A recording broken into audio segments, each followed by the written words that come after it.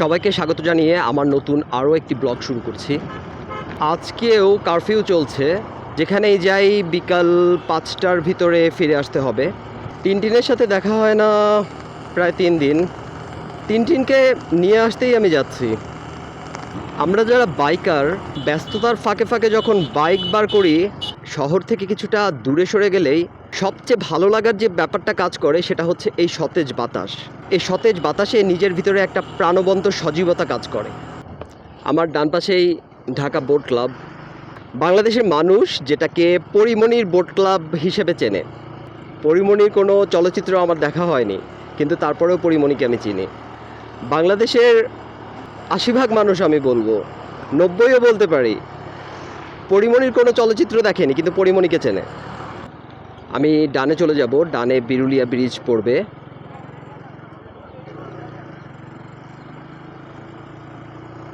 Birulia bridge পার হলেই আমি সাভারের পথে উঠে যাব। এ বর্ষায় চারিদিকে বেশ ভালো পানি হয়েছে। ক্যাফে বিরুলিয়া কখনো আসিনি আমি। ঢাকা শহরে একটা রেস্তোরাঁ আছে, রেস্তোরাঁর নাম রবীন্দ্রনাথ। কখনো এখানে খেতে আসেননি। তাড়াতাড়ি যেতে হবে এবং ফিরেও আসতে হবে। আসার পথে আবার পেট্রোল নিতে হবে। গাড়িতে পেট্রোল নেই, আমি সংরক্ষিত পেট্রোল দিয়ে আমি চলছি এখন। সংরক্ষিত যতটুকু পেট্রোল আছে আমার কাছে, তা দিয়ে 80 কিলোমিটার যাওয়া যাবে বলে আমার ধারণা।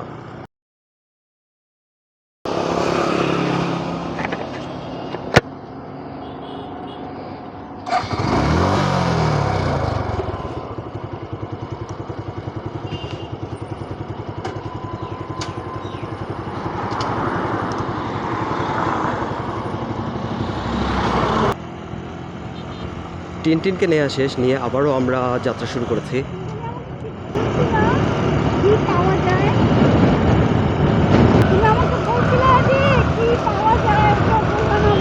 কি পাওয়া যায়? ও, ওই যে মিন্ট লেমন পাওয়া যায় রাকিবের কাছে।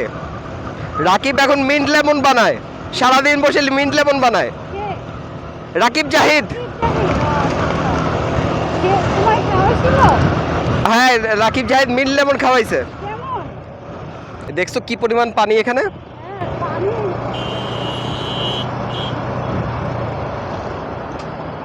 কারফিউয়ের সময়টা টিনটিন এখানে আটকা পড়েছিল। বেশ অনেকদিন পর আজকে আবার তাকে নিয়ে আসলাম। বোট ক্লাবে যাবা? বোট ক্লাবে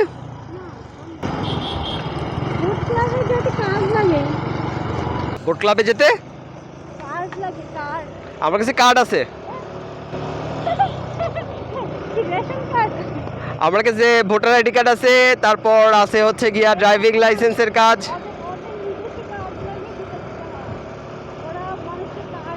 ওদের নিজস্ব কার্ড লাগে? ওদের নিজস্ব কার্ড কি ওদের কাছে নাই? তা আমার কাছে কি আবার কার্ড লাগবে কেন ওদের? তোমার কথা শেষ করতে দিলাম, বলো।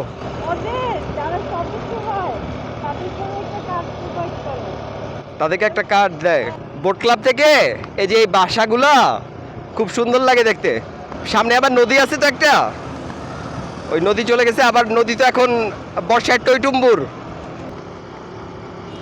এতক্ষণ যে রাস্তা দিয়ে আসলাম শহরের বাইরে, কিন্তু যথেষ্ট মসৃণ। হওয়া উচিত ছিল ওই রাস্তাটা খারাপ। শহরের ভিতর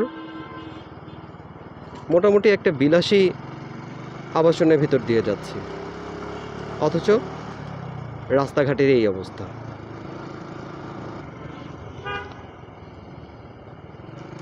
কি এই পুলিশ বক্স জ্বালাই দিছে ছাত্ররা? ও, এখানে না আমাদের একটা পুলিশ ছাত্র ছিল, তুমি হেলমেট খুলে রাখছিল তাই ধরছিল। আই হায়, পুরা ভেঙে তছনছ করে, পুরা তছনছ করে ফেলছে।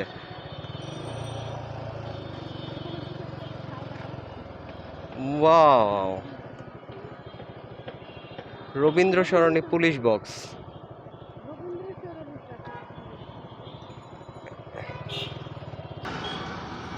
ঢাকা শহরের মধ্যে এই পেট্রোল পাম্পটি সবচেয়ে ভালো পেট্রোল দেয়।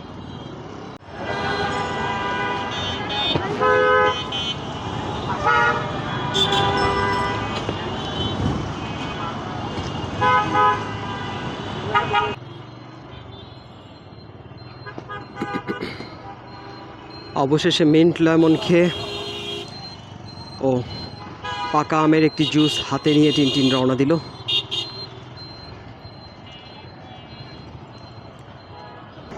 শেষ পর্যন্ত শহর থেকে বের হওয়ার সেতুতে উঠতে পারলাম। পেট্রোল নিতে গিয়ে খুব বেশি কষ্ট হয়ে গেছে। আজকে আবারও 4:45 বেজে গেছে। নিয়ম মাফিক সময় হিসেবে আর মাত্র 14 মিনিট বাকি আছে কারফিউ শুরু হওয়ার। আজকে বাহিরের তাপমাত্রা 34 ডিগ্রির উপরে। বাইকে করে সড়কে বের হলে খুব একটা বোঝা যায় না। খোলা আকাশের নিচে শীতল কিংবা উষ্ণ বাতাসটা বেশ ভালো লাগে, কিন্তু যানজটে পড়লে অবস্থা নাজেহাল হয়ে যায়। আমরা বাম পথ ধরে নেমে যাব সেতু থেকে। আমরা শহর থেকে বের হয়ে যাচ্ছি। আমার শহরে ঢোকার পথে উঠে যাব খুব শীঘ্রই। মুখ পুরা শুকিয়ে খটখটা হয়ে আছে।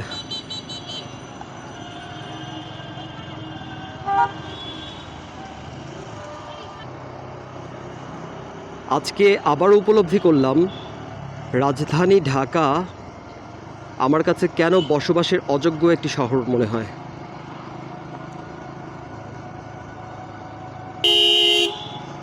চারিপাশে যতই বিলাসবহুল আবাসন থাকুক না কেন, পথে বার হলে 10 মিনিটের পথ যেতে 1 ঘন্টা সময় লাগে। এই শহরকে বসবাসের অযোগ্য শহর বলা ছাড়া আর কোনো উপায় নেই।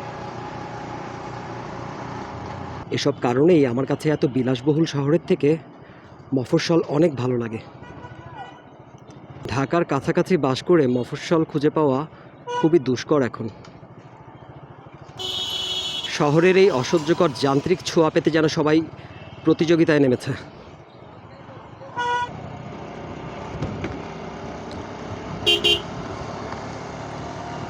এই বিকেলেও রোদের তেজ প্রচণ্ড, তারপরেও এ রাস্তায় যে সমস্ত জায়গায় গাছের ছায়া আছে বাতাস অনেক শীতল। এবং অবশেষে আমার শহরে প্রবেশ করে ফেললাম।